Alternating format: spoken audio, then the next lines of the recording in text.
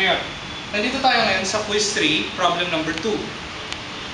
Given tayo ng circuit, kailangan mahanap natin yung system response in frequency domain tsaka time domain. Or yung transfer function corresponding tsaka yung corresponding impulse response. Anyway, sa given ng circuit ito, meron tayong input, meron tayong output.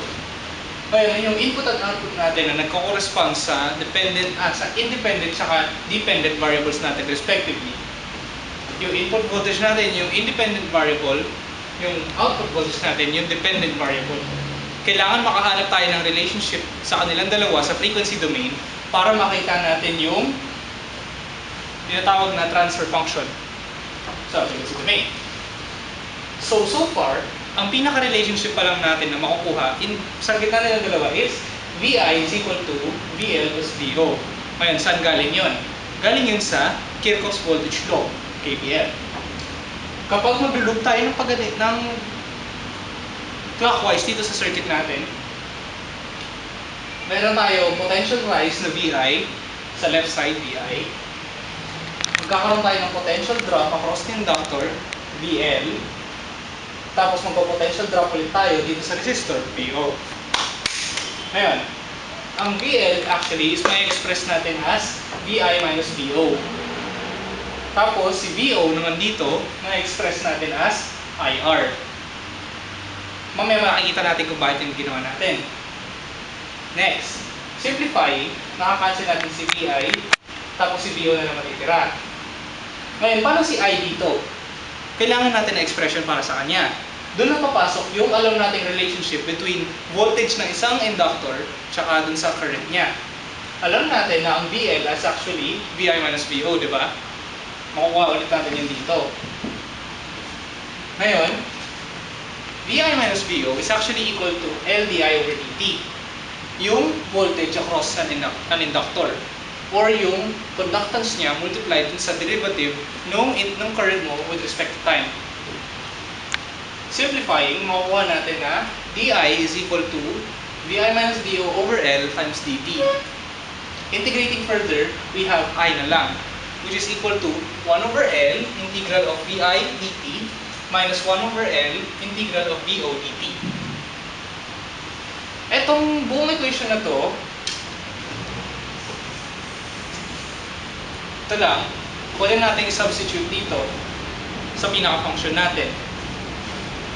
Yun yung nangyari dito. Tapos distribute ko na rin yung R dun sa bawat fraction ng L, since constant naman silang dalawa. So, ang nakuha natin expression for IR is R over L integral of VI dt minus R over L integral of VO dt. Next, sama-sama natin on each side of the equation ang bawat terms. So, lahat ng VI nasa left side, lahat ng VO nasa right side. Pwede rin namang VO nasa right, VI nasa left. Kaya bahala. Tapos, mula dito, Fourier transform na natin siya. Gamit yung table, makukuha natin na R over L, VI of omega over J omega is equal to VO of omega plus R over L, VO of omega over J omega.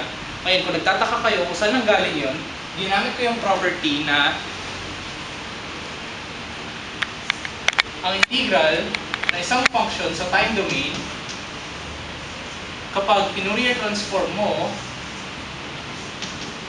lalabas ay ang equivalent function niya sa frequency domain divided by J omega. Okay? Moving on.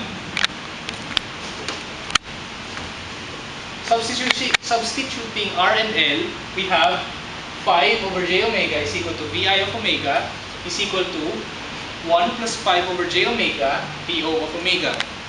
Kailangan natin yung ratio between VI of omega and VO of omega. Kailangan din si VO nasa taas since siya yung output natin, yung dependent variable natin.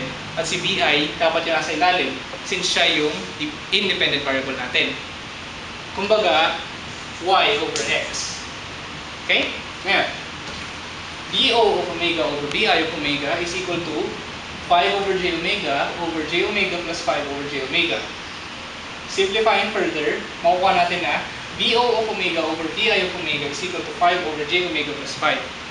Ito na yung transfer function natin. Na-satisfy na natin yung isang hinahanap sa atin.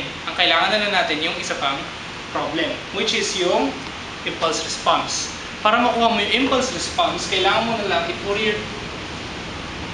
inverse Fourier transform to sa time domain. So makukuha natin na h of t is actually 5e raised to negative 5t u of t.